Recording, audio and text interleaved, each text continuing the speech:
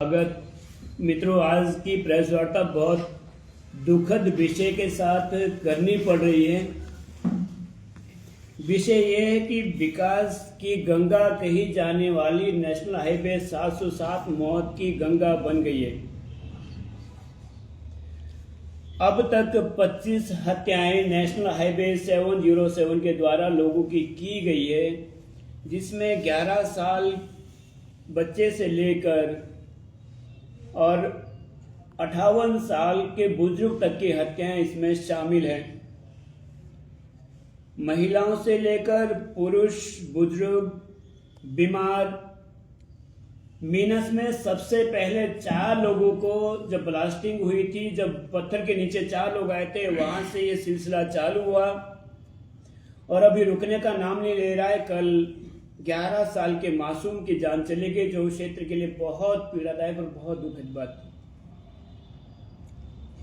उसके बाद मुझे याद आता है कि जो एक अफ्रीका में जब बहुत बड़ी भूखमरी आई थी और अकाल पड़ा था, जहां पर पशु पक्षी इस इंतजार में होते थे कि कब कोई नीचे गिरे, मरे और कब उसे पशु पक्षी और नोचे। वहां पर एक फोटोग्राफर था, तो उन्होंने शायद आप सब लोगों ने फोटो देखी होगी कि एक छोटी बेटी बैठी, उसके साथ में गिद्ध बैठा हुआ है और उन्होंने फोटो खींची और उन्होंने उसमें नीचे लिखा कि ये गिद्ध इस इंतजार में कि कब ये बेटी नीचे गिरे और कब मैं इसका मांस खाऊं। और वो फोटो बहुत वायरल हुई। लेकिन 4 महीने बाद किसी व्यक्ति ने उसमें लिखा कि वहां एक गिद्ध नहीं, वहां 2 गिद्ध थे। उस व्यक्ति ने कहा कि तुझे कैसे पता? वहां तो मैं था और मैंने फोटो खींची, तो वहां गिद्ध एक था और एक बच्ची जो मरने वाली थी।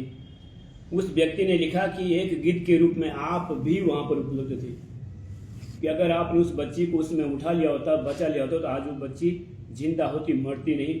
और उसके बाद वो पत्रकार डिप्रेशन में चला गया और उसकी 3 महीने बाद उसकी मौत हो गई थी। ठीक यही स्थिति नेशनल हाईवे 707 में है। नाथूराम के ऊपर आरोप लगाने से, ब्लेम लगाने से कुछ भी नहीं होगा। सबको अपने गिरेबान में झांकना होगा। इसमें गुनहगार गड्ढा करी केवल एक मंत्री नहीं, इसमें रिस्पॉन्सिबल केवल हर्षवर्धन चौहान नहीं है। इसमें रिस्पॉन्सिबल, इन मौतों के लिए रिस्पॉन्सिबल केवल बलदेव सिंह तोमर नहीं है।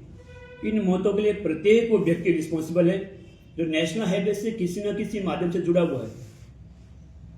दुख तब होगा, तकलीफ उस दिन होगी जिस दिन अपने घर में ये इस तरह की घटनाएं घटेगी।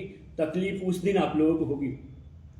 अभी आप लोगों ने बड़े मजे लिए होंगे जब भी उस कमरों के एरिया में बलदवा से लेकर या खजियार तक, हेवना तक, जब भी मैं रोड पे खड़ा होता था तो मैक्सिमम कमरों से ही अधिकतर लोग वहां मुझे डराने धमकाने आया करते थे।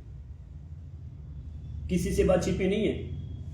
जब भी मैंने कहा कि जिलेटिन गलत हो रहा है, ब्लास्टिंग गलत हो रहा है, वही उसी गांव से कुछ ना कुछ लोग आते थे धमकाने। लेकिन ये जिस व्यक्ति के ऊपर घटना घटी है, कल बच्चे को खोंच आ जाए तो कितनी तकलीफ होती है। वो बच्चा 1.5 घंटे तक कितना तड़फा होगा। उसका क्या गुनाह था? क्या उसका क्या कसूर था?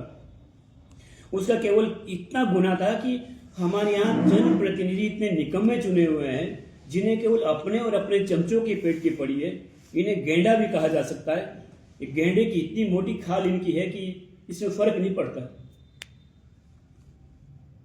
कल से मेरे बार बार उस बच्चे का चेहरा बार बार याद आ रहा है। कितना तड़फा होगा वो बच्चा। वो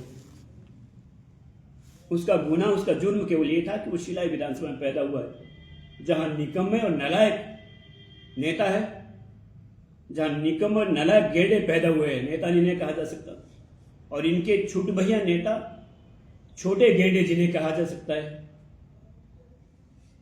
जिनकी खाल इतनी मोटी हो गई है कि किसी चीज को उसके ऊपर असर नहीं होता है, पर जिस दिन खुद पे बीतेगी तब पता लगना है।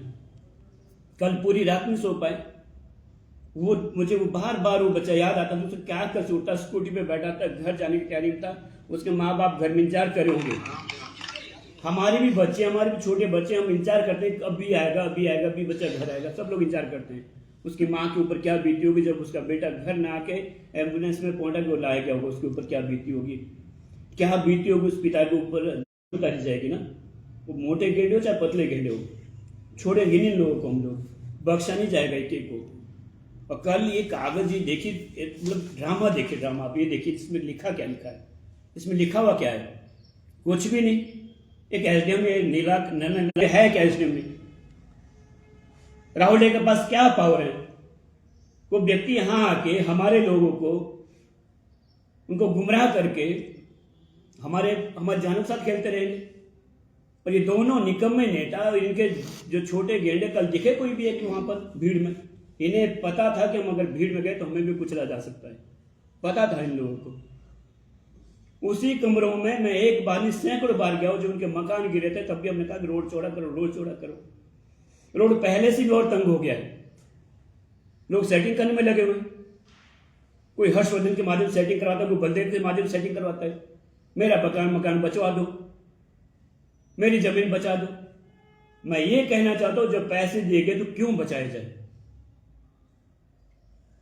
जमीन तो बचा दी, तो जीवन चला गया, एक अनमोल जीवन चला गया, और वो कभी शायद वापस भी नहीं आएगा।